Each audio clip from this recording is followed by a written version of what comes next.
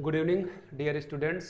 Bharat selection wing coaching के YouTube channel पर मैं राकेश वर्मा एक बार फिर आप सबका स्वागत करता हूं। जैसा कि आप सभी को पता है, समाज टॉपिक में पढ़ा रहा था और उसमें मेरी 2 क्लास हो चुकी हैं समाज के बारे में। तो समाज के भेद पढ़ा रहे थे। समाज में मैंने बताया था आपको समाज का भेद जो नंबर 1 है अव्ययीभाव समास, इसके बारे में मेरी पहली क्लास में बात हुई थी। और जो तत्पुरुष था उसके बारे में भी 1-2 मैंने पढ़ाया था। दूसरी क्लास में मैंने केवल तत्पुरुष समास पढ़ाया और लगभग मैंने सभी एग्जाम्पल्स लिखवा दिए हैं जो आने वाले एग्ज़ाम में आते हैं। कल पीसीएस का पेपर था, उसमें भी एक क्वेश्चन आया था दुराग्रह। दूराग्रह दिया था वर्ड, इसका मतलब दूर से आग्रह, इसका मतलब किसी को नज़दीक लाना, अलगाव वाली स्थिति बता रहा था। तो कल एक समास का क्वेश्चन उसी से रिलेटेड आया था, है ना। एग्जाम्पल नहीं लिखवाया लेकिन मैंने उस सिचुएशन को बताया था कि कैसे क्वेश्चन आते हैं। तो आज हम सभी उसी टॉपिक को आगे कंटिन्यू करेंगे। तो 2 हमारे हो चुके हैं टॉपिक इससे संबंधित। एक आपका हो चुका है समास के भेद के अंतर्गत आएंगे, तो एक हमने पढ़ा दिया है अव्ययीभाव और दूसरा पढ़ाया है तत्पुरुष समास। तो आज आप सभी को क्या करना है, 3 नंबर पे हेडिंग डालना है और इसमें लिखना है कर्मधारय समास। कर्मधारय समास यहाँ पर हेडिंग डालेंगे और इसी के बारे में आगे बात करना है। कर्मधारय समास में क्या लिखना है, लिखेंगे जिस समास का, इसमें परिभाषा में लिखना है जिस समास का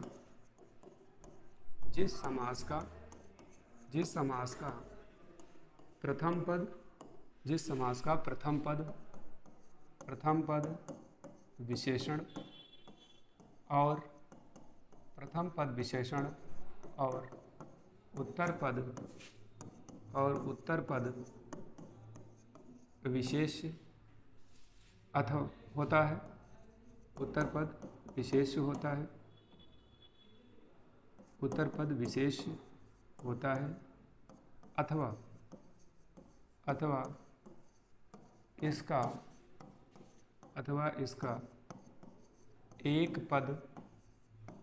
इसका एक पद विशेषण तो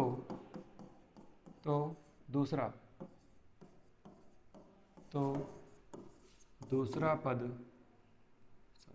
इसका एक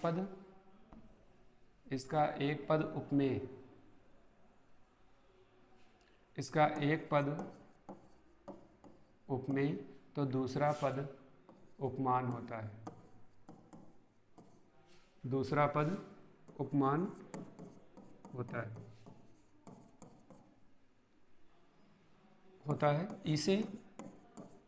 इसे अलंकारों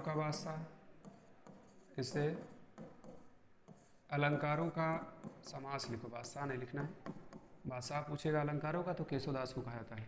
अलंकारों का समास तथा रंगों का समास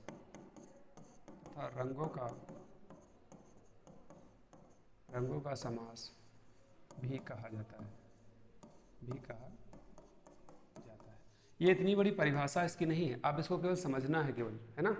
मतलब ऐसा नहीं कि आपको पूरी परिभाषा रट लेना, आपको चीज़ें समझ लेना है कि जो कर्मधारय समास होता है उसमें जो पहला पद होता है वो विशेषण होता है, जो दूसरा वाला पद होता है वो आपका क्या होता है, वो विशेष्य होता है। विशेष्य का मतलब संज्ञा होगा। जैसे मैंने पिछली क्लास में अपनी बताया था कि एक वर्ड लिखा हुआ है काली मिर्च, तो काली क्या है, विशेषण है, मिर्च क्या है, विशेष या संज्ञा है। तो उसी की विशेषता बताई जा रही है, यानी एक पद विशेषण है, एक विशेष है। एक एग्जाम्पल में मैंने आप सभी को बताया था कि एक पद उपमेय और एक पद उपमान। जैसे लिखवाया था चरण कमल, तो चरण कमल तो एक उपमेय है एक उपमान है। अब इसका जब विग्रह लिखेंगे तो लिखेंगे कमल के समान चरण, तो किसकी तुलना की गई है, जिसकी तुलना की गई हो। तो तुलना किसकी की गई है, चरणों की गई है, किससे कराई गई है, तो इसका मतलब कमल से कराई गई। तो चरण यहाँ पर उपमेय हो जाएगा, जिसकी तुलना कराई जाए उपमेय, जिससे तुलना कराई जाए उपमान। तो चरण आपके उपमेय होंगे और कमल आपका उपमान होगा, क्योंकि चरण कैसे हैं, इतने सुंदर कमल हैं कि वो कमल के जैसे हैं। इसका मतलब ये हुआ। तो यहाँ पर जब उपमेय और उपमान आया तो इसीलिए इसको अलंकार कह दिया गया कि उपमेय और उपमान जब आता है तो इसका मतलब अलंकार से संबंध, अलंकारों का समास। काली मिर्च लिखवाया था तो काली का मतलब क्या है, वो रंग बताने का काम कर रहा है, इसलिए इसे रंगों का समास कहा जाएगा। बाकी कुछ याद करने की जरूरत नहीं, चीज़ों को सिर्फ आपको समझना है। बाकी इतनी बड़ी परिभाषा देकर के आपको रटना नहीं है ना, चीज़ों को समझ लेंगे। अब आइए इसके बारे में अगली स्लाइड में यहाँ पर संबंधित कुछ वर्ड लिख लेंगे। कुछ वर्ड लिखने का मतलब जो इससे संबंधित कुछ वर्ड हैं, आपको काम ये करना है, कुछ वर्ड यहाँ पर लिख लेंगे। और वर्ड में मैंने एक परिभाषा आप सभी को लिखवाई थी। एक लिखवाया था समस्त पद। क्या लिखवाया है? समस्त पद। तो समस्त पद में लिखवाया था समास के नियमों से बना शब्द समस्त पद कहलाता है या सामासिक पद कहलाता है। और समास विग्रह में मैंने लिखवाया था कि समस्त पद के सभी पदों को अलग अलग करने की प्रक्रिया, समस्त पद के सभी पदों को अलग अलग करने की प्रक्रिया समास विग्रह कहलाती है। अभी जैसे मैंने दो वर्ड बोला है, एक आपको वर्ड बोला है मैंने काली मिर्च लिखा हुआ है, काली मिर्च लिखा हुआ है, या फिर लिखा हुआ है नील गाय, नील गाय लिखा है, या फिर एक वर्ड लिखा हुआ है चरण कमल। बात समझिएगा उसको, चरण कमल। काली मिर्च का मतलब जब आप इसका विग्रह करेंगे तो विग्रह क्या हो जाएगा? काली, काली है जो, काली है जो मिर्च। एक मिर्च हो गया है, एक यहाँ पर काली है, तो ये विशेषण है और ये आपका क्या है? विशेष है। दूसरा लिखा नील गाय, तो गाय कैसी है? नीली, तो इसका मतलब लिखेंगे नीली है, नीली है जो गाय, उसी को तो बोलेंगे नीली है जो गाय। अब यहाँ पर लिखा है चरण कमल, तो चरण कमल का मतलब क्या होगा? इसका विग्रह उल्टा हो जाएगा, कमल के, कमल के समान चरण। अच्छा, अगर हम यहाँ पर सेम कर दे कि चरण के समान कमल, तो इसका मतलब हो जाएगा, इसका विग्रह उल्टा हो जाएगा। इसका मतलब ये हो जाएगा कि चरण बहुत सुंदर है, कमल कम सुंदर है। और हमें तुलना किससे कराना है? तुलना कराना है हमें कमल से, इसलिए आपको उल्टा करना पड़ेगा, कमल के समान चरण। मतलब आप बताएंगे इतने सुंदर वहाँ पर चरण हैं। एक वर्ड लिखा हुआ है महौषधि, एक शब्द लिखा हुआ है आपका महौषधि, और एक शब्द आपका लिखा हुआ है महापुरुष, महापुरुष, महापुरुष, और एक शब्द आपका लिखा हुआ है प्राण प्रिय, प्राण प्रिय। एक शब्द लिखा हुआ है आपका चंद्र मुख, ये दिया हुआ है। तो महौषधि का मतलब क्या होगा? महान है, महान है, महान है,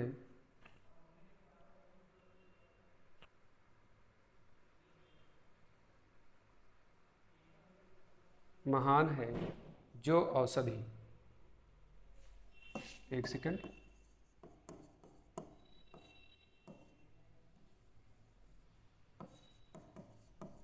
महान है जो औषधि। तो पहला वर्ड लिखा हुआ है, हाँ देखेंगे आप, काली है जो मिर्च। दूसरा लिखा है नीली है जो गाय। तीसरा लिखा हुआ है कमल के समान चरण।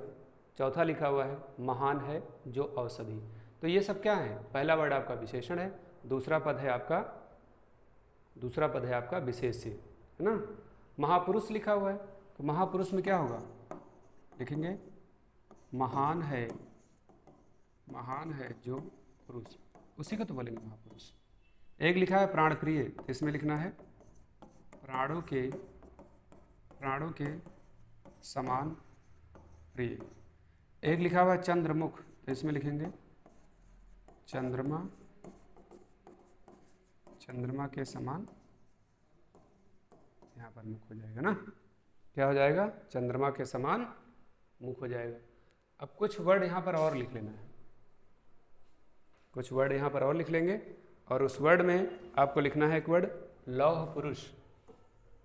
कौन सा वर्ड लिखेंगे? लौह पुरुष, लौह पुरुष। एक वर्ड लिखा हुआ है, पीछे बैक करेंगे जरा। तो हम बात कर रहे थे अभी यहाँ पर, जैसे मैंने कुछ चीज़ों को बताया, कंडीशन ये है कि जो मैंने बताया कि पहला पद इसका विशेषण होगा, दूसरा पद इसका क्या होगा? वो विशेष्य हो जाएगा।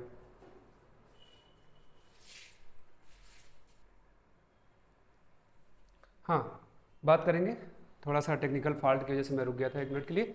अब बात, जिसे मैंने बताया कि काली मिर्च लिखा हुआ है, तो काली है जो मिर्च। नीली गाय को मैंने बोला है, तो नीली है जो गाय। चरण कमल लिखा हुआ है, तो चरण कमल, इसका मतलब कमल के समान चरण हो जाएगा। महा औषधि लिखा हुआ है, इसका मतलब महान है जो औषधि। महापुरुष लिखा है, इसका मतलब महान है जो पुरुष। प्राण प्रिय लिखा हुआ है, इसका मतलब प्राणों के समान प्रिय। चंद्र मुख लिखा हुआ है, इसका मतलब चंद्रमा के समान मुख। एक वर्ड अभी मैंने और लिखा है, लौह पुरुष शब्द दिया हुआ है, तो लौह पुरुष का मतलब हो जाएगा लोहे के समान पुरुष। एक वर्ड लिखा हुआ है आपका अधमरा, आधा पूरा है ना, अपूर्ण।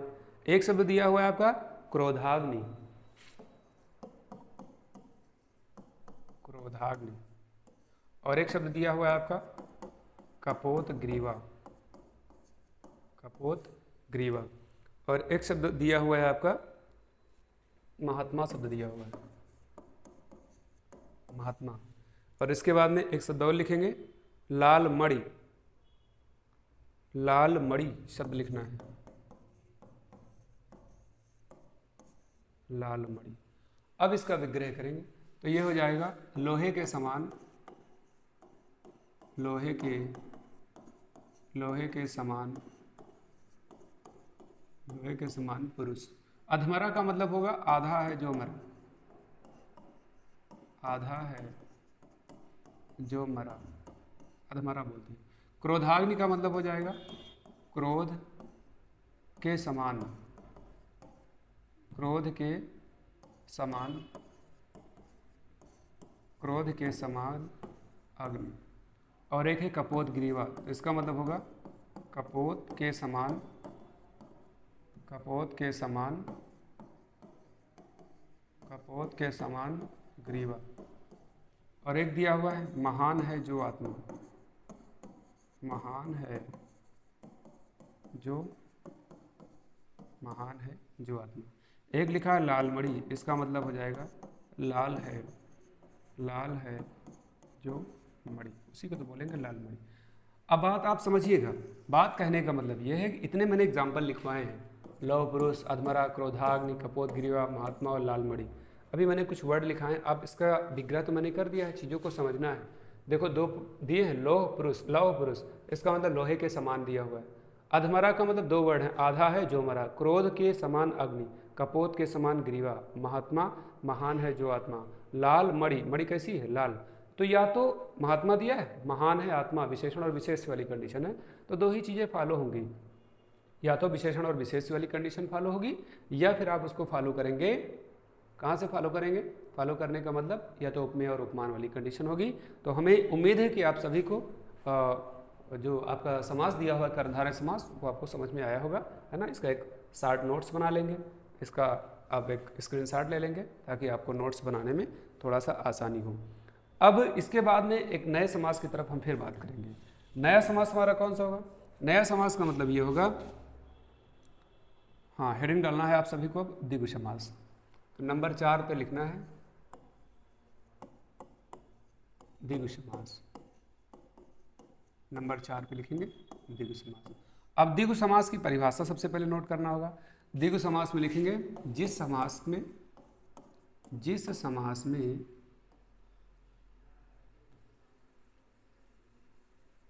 इसमें लिखेंगे जिस समास में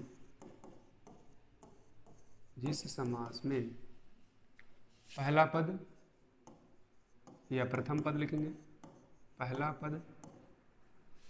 पद संख्यावाची हो, पहला पद संख्यावाची हो, तथा दूसरा पद विशेष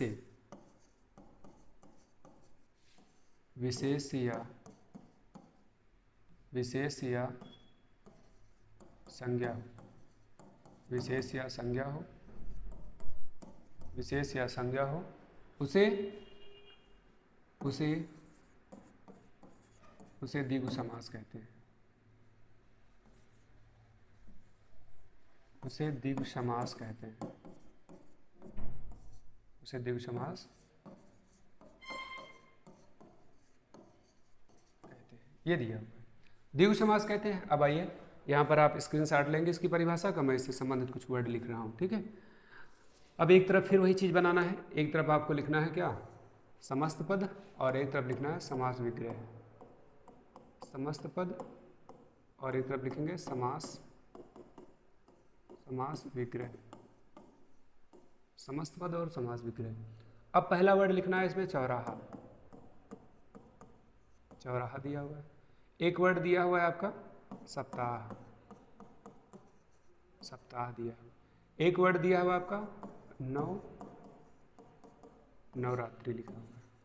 एक शब्द लिखा हुआ है आपका दोपहर, शब्द लिखा हुआ है दोपहर। अगला शब्द लिखेंगे चवन्नी, शब्द दिया हुआ है। अगला शब्द लिखना है आपका चवन्नी। एक शब्द लिखा हुआ है आपका पंचवटी, पंचवटी। और एक शब्द लिखा हुआ है आपका सतसई, षटकोण,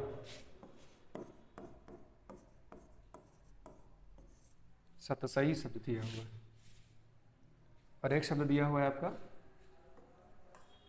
एक शब्द दिया हुआ है आपका षटकोण।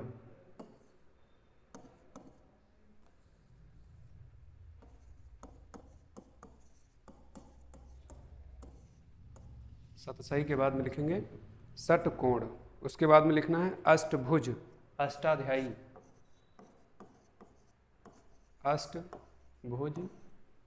उसके बाद में लिखेंगे अष्टाध्यायी, अष्टभुज, अष्टाध्यायी। एक शब्द दिया हुआ है आपका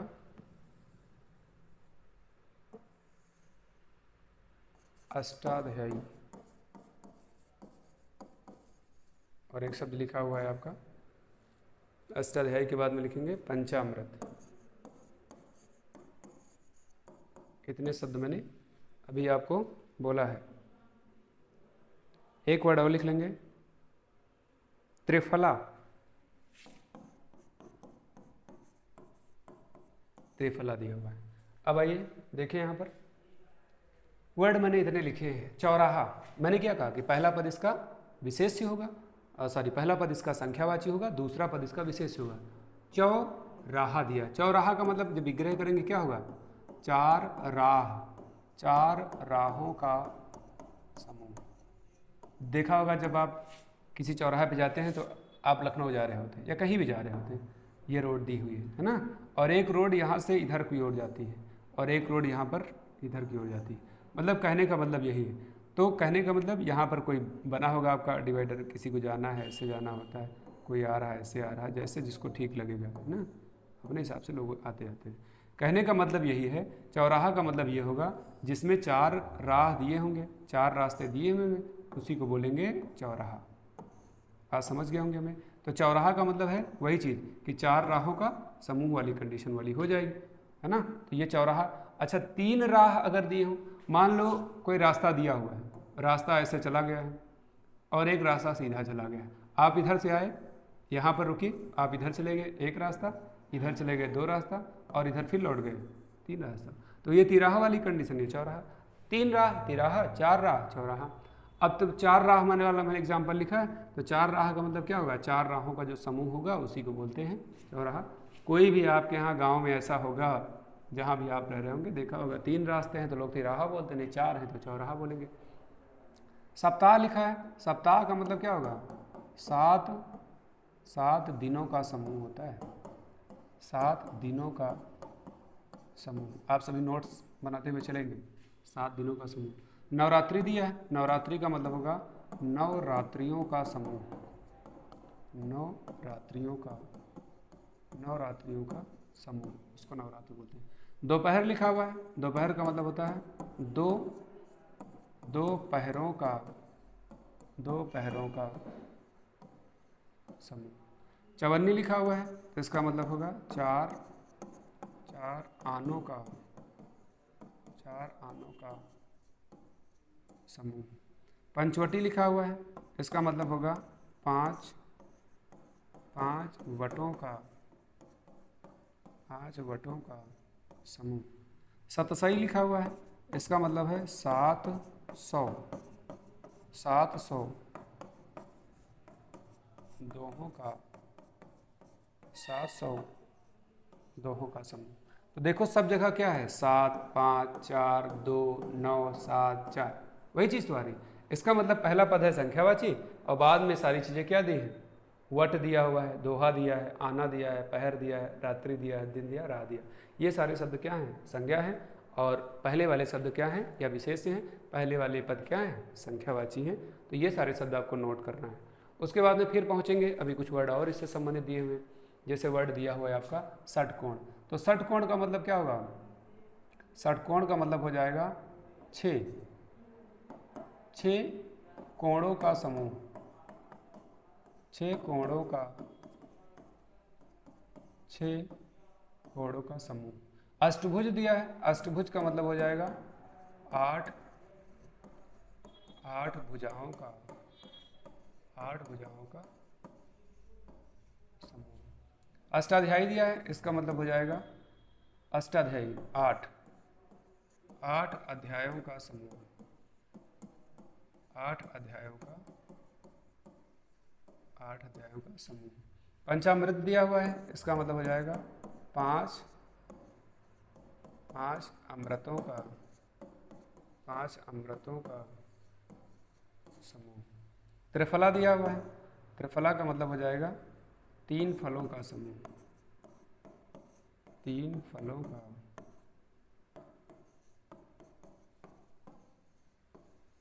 त्रिफला का मतलब हुआ तीन फलों का समूह, उसी को बोलेंगे।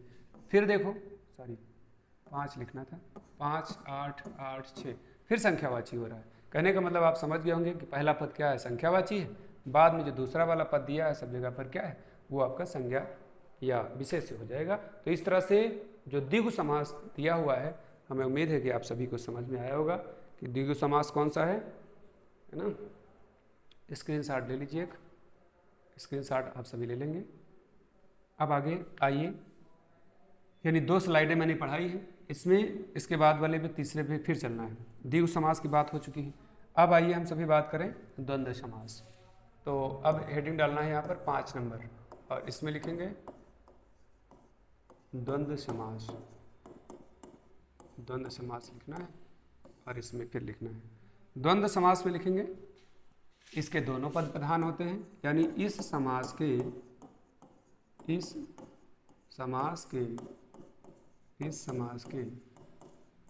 दोनों पद इस समास के दोनों पद प्रधान होते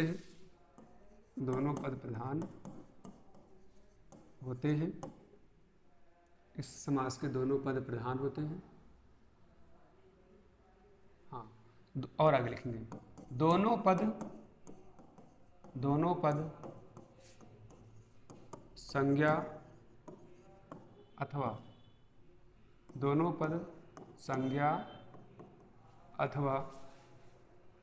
संज्ञा अथवा विशेषण होते हैं।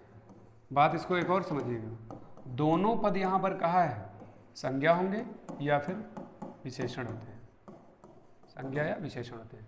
बात कहने का मतलब ये है कि जब दो शब्द आएंगे तो दोनों शब्द या तो विशेषण होंगे या तो दोनों शब्द क्या होंगे, आपके संज्ञा होंगे। ऐसा नहीं कि एक संज्ञा होगा एक विशेषण होगा, यानी दो शब्द हैं दोनों विशेषण होंगे या तो दोनों संज्ञा होंगे।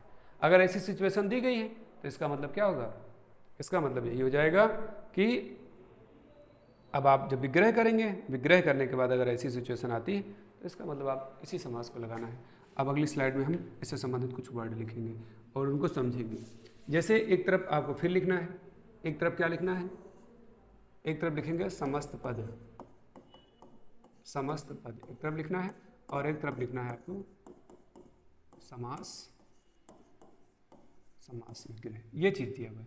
अब मैंने क्या कहा, और एक चीज़ ध्यान रखना है, जब आप इसका विग्रह करेंगे तो यहाँ पर देख लेंगे विग्रह करते समय और शब्द आएगा, और या तथा, है ना, आदि शब्द आते हैं,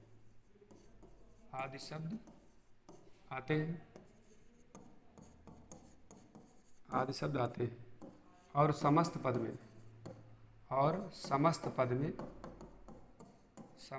में अधिकतर मैंने लिखा हुआ है, अधिकतर योजक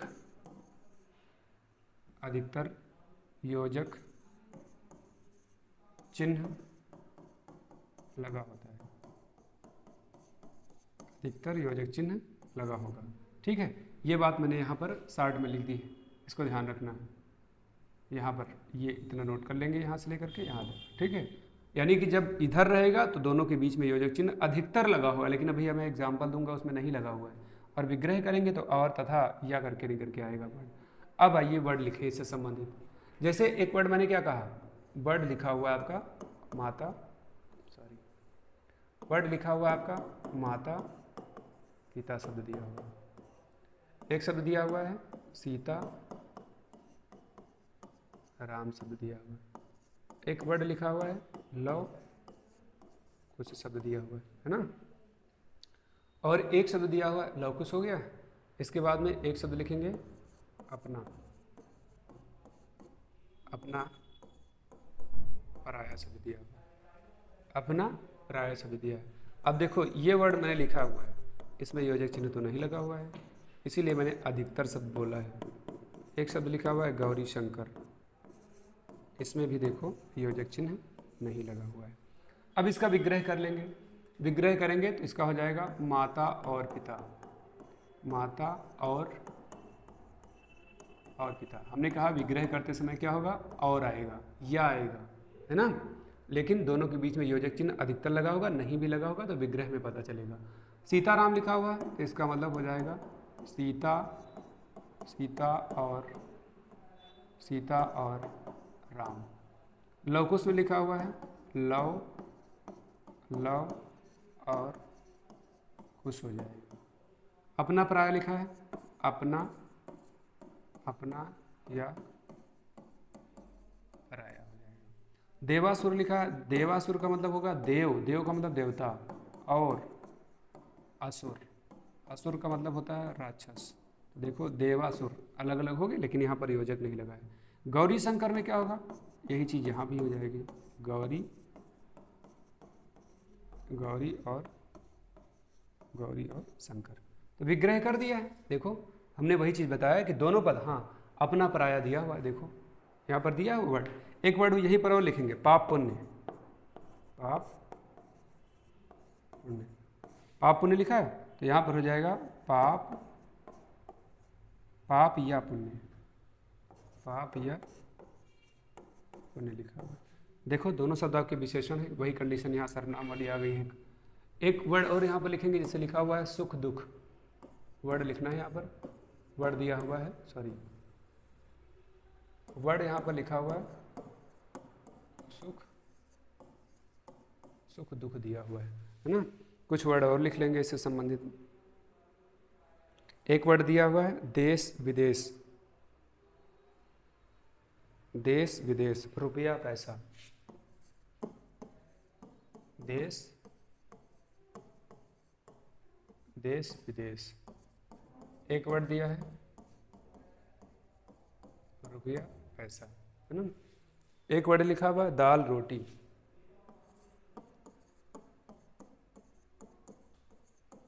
दाल रोटी। एक लिखा हुआ है भला बुरा,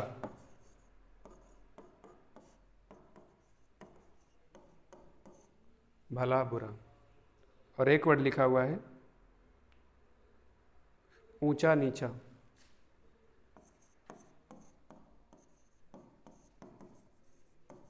ऊंचा नीचा, ये दिया। सुख दुख का मतलब होगा, इसका विग्रह करेंगे, विग्रह करते समय होगा सुख या दुख हो जाएगा। विदेश, देश विदेश तो हो जाएगा देश, देश या विदेश, इसका विग्रह हो जाएगा। रुपया या पैसा होगा, रुपया या पैसा हो जाएगा। दाल रोटी हो जाएगा, इसका मतलब हो जाएगा दाल और रोटी होगा। भला बुरा लिखा है, इसका मतलब होगा भला या बुरा हो जाएगा। ऊंचा नीचा लिखा हुआ है, इसका मतलब होगा ऊंचा या नीचा। तो हमें उम्मीद है समझ में आया होगा। चीज़ें जो मैंने बता दिया है, दोनों पदों पर क्या दी गई है, दोनों पदों की विशेषता दी हुई है। तो अब 5 समास हो गए हैं, एक लास्ट और बचा है, और आज समास को मैं वाइंड अप कर दूंगा यहाँ पर, है ना। तो आइए देखें, लास्ट वाला समास लिखा हुआ है, नंबर 6 पे डालना है और लिखेंगे बहुब्रीहि समास। बहुब्रीहि समास। बहुब्रीहि समास में क्या कहा है, इसकी परिभाषा को जानेंगे सबसे पहले। परिभाषा ये कह रहा है बहुब्रीहि समास में, इसमें लिखेंगे इसके इस समास में, परिभाषा में लिखेंगे इस समास में कोई भी पद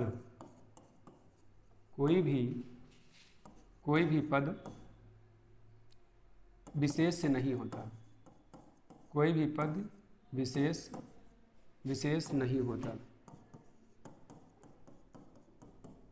इसका तीसरा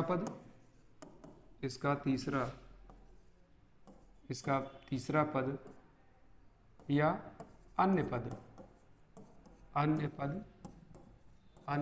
प्रधान होता है, अन्य पद प्रधान होता है। ये परिभाषा में आप सभी को लिखना है। आइए वर्ड इससे संबंधित कुछ लिख लेंगे। एक तरफ आपको लिखना है समस्त पद और एक तरफ लिखना है आपको समास विग्रह। तो इधर लिखेंगे समस्त पद और इधर लिखना है समास विग्रह, समस्त पद और समास विग्रह। तो पहला वर्ड लिखेंगे लंबोदर। एक वर्ड है आपका दशानन, एक शब्द दिया हुआ है आपका त्रिलोचन, एक शब्द दिया हुआ है आपका प्रधानमंत्री, एक शब्द दिया हुआ है आपका मृत्युंजय, एक शब्द लिखा हुआ है आपका चंद्रमौली, है ना। इतने शब्द दिए हुए। तो विग्रह लिखेंगे, इसका विग्रह क्या हो जाएगा, विग्रह होगा लंबा है, इसको लिखवा चुके हैं हमें, लंबा है उदर जिसका, लंबा है उदर, लंबा है उदर जिसका। ब्रैकेट में लिखेंगे गणेश।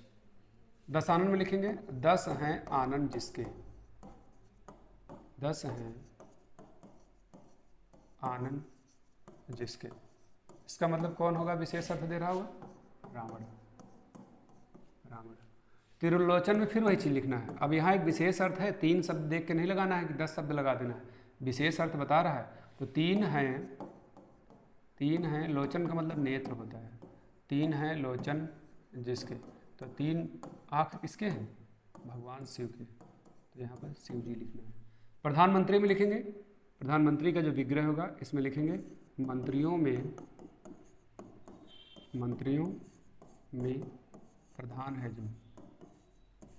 है जो, अर्थात कौन, मोदी भी नहीं लिखना है, यहाँ पर लिखना है प्रधानमंत्री शब्द को ही लिखना है, प्रधानमंत्री शब्द को ही लिखेंगे।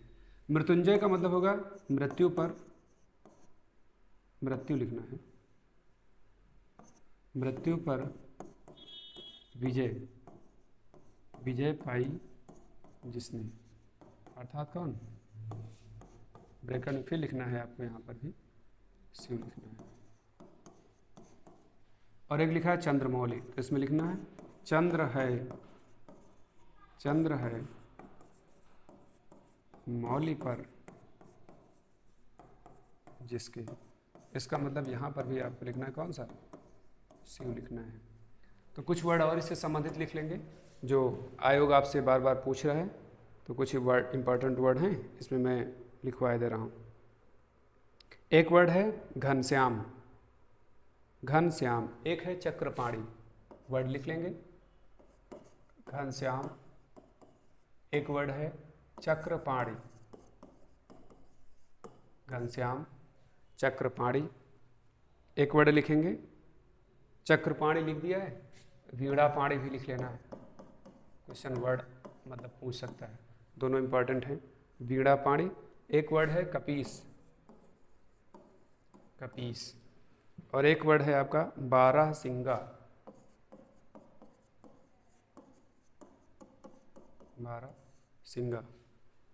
और एक वर्ड लिखेंगे आप वज्रायुध,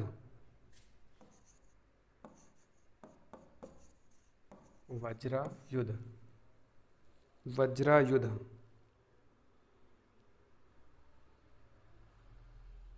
और एक वर्ड लिख लेंगे आप पंकज। बस इतने वर्ड लिखना, जलज या पंकज को। तो घनश्याम का मतलब क्या होगा? घन के, घन के समान, घन के समान है जो, अर्थात कौन, यहाँ पर लिखना है, सॉरी, घन के समान है जो, अर्थात लिखेंगे कृष्ण हो जाएंगे, है ना। चक्रपाणी का मतलब चक्र है पाणी, चक्र है, चक्र है पाणी में, पाणी का मतलब हाथ, पाणी में जिसके, तो किसके हाथ में चक्र है?